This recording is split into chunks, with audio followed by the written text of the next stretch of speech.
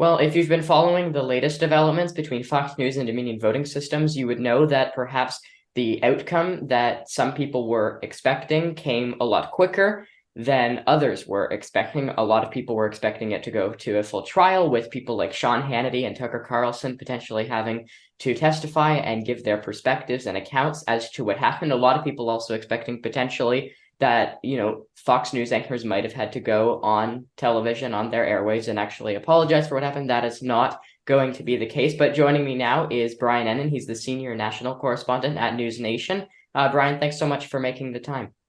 Yeah, thanks so much for having me. I really appreciate it.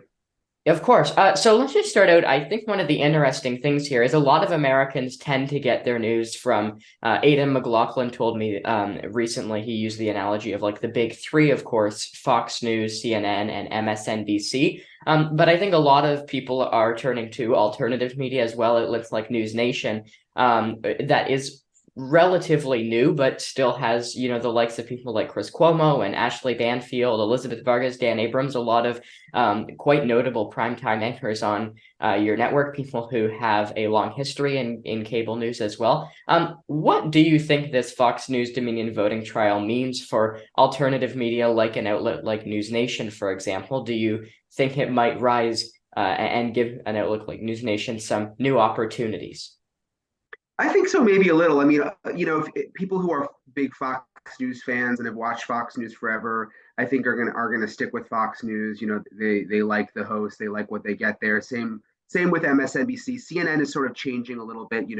They kind of went left, I think, during the Trump years, and now they're trying to get kind of more center.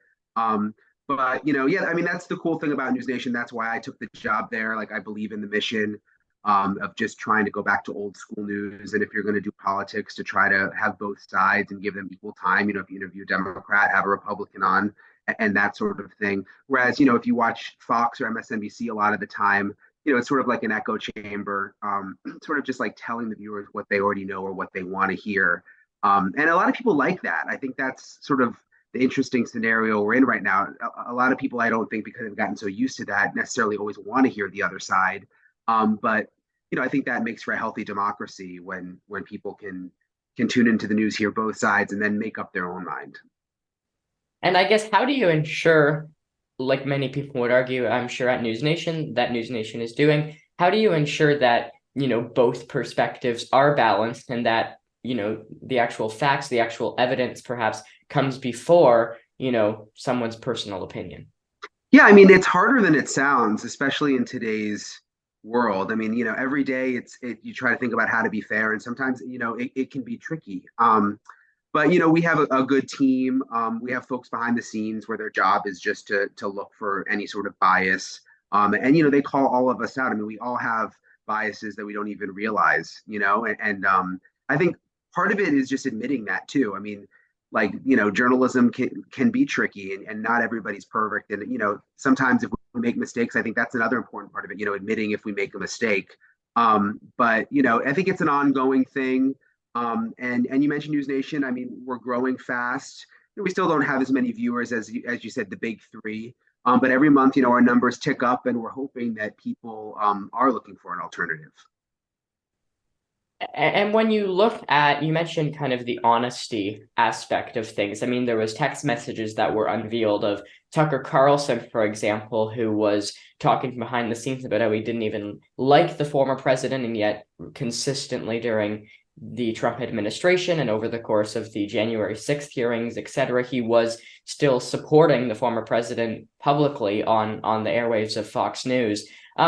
What does that say about, I guess, the importance of, again, telling the truth to your viewers? And do you think an outlet like Fox News, as an example, could be seen as, less credible given some of the circumstances that they're now in?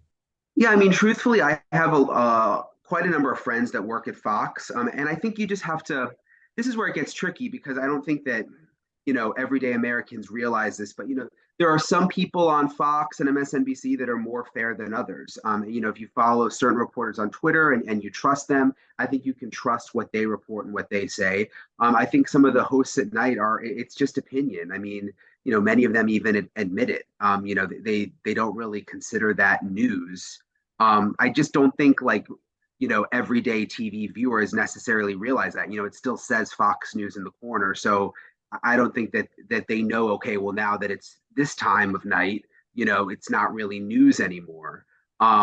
So I don't know if that really answers your question, but I think you just have to go into it educated. I mean, I watch Fox, I watch CNN, I watch MSNBC. I mean, I flip around all the time, but I know kind of like going into it, the perspective that they're coming at me with. So I think people just have to go in knowing that, and I think where it gets kind of dangerous and slippery is when people don't realize that. And then I guess just lastly, before we conclude with this Fox versus Dominion case that a lot of people have been following, given that it's not going to go to a full trial like a lot of people have been expecting, an interesting component that I've been kind of taking note of is the different perspectives as to what it means for the future of cable news as an example. So when looking towards the future, when looking at what comes next, what do you think the future is of an outlet like Fox News or MSNBC, and where does NewsNation, from your perspective, kind of fall in between that? Well, I think Fox will continue to do well just because they have really loyal viewers. Obviously, like the $787 million settlement, it's going to be like a hit for them, obviously. And there's another lawsuit pending, but they're a strong brand, and again, they have very very loyal viewers. News Nation, again, we're new, we're a startup, we're trying to do things different. So I'm hoping that people will continue to catch on. I mean, they really have so far. It's kind of sad. I think a lot of people have just gotten so used to the echo chambers on other networks that just kind of doing it the old-fashioned way is almost like different now, whereas that didn't used to be the case. But I think we have a bright future. I really do. I mean, I have a really good feeling about it, especially as we go into the next presidential election. I think people will want, they'll want facts, hopefully. All right, awesome. We'll leave it there. Brian Entin, Senior National Correspondent at News Nation. Thanks so much for making the time. Appreciate it. Yeah, it was an honor to come on. Thank you.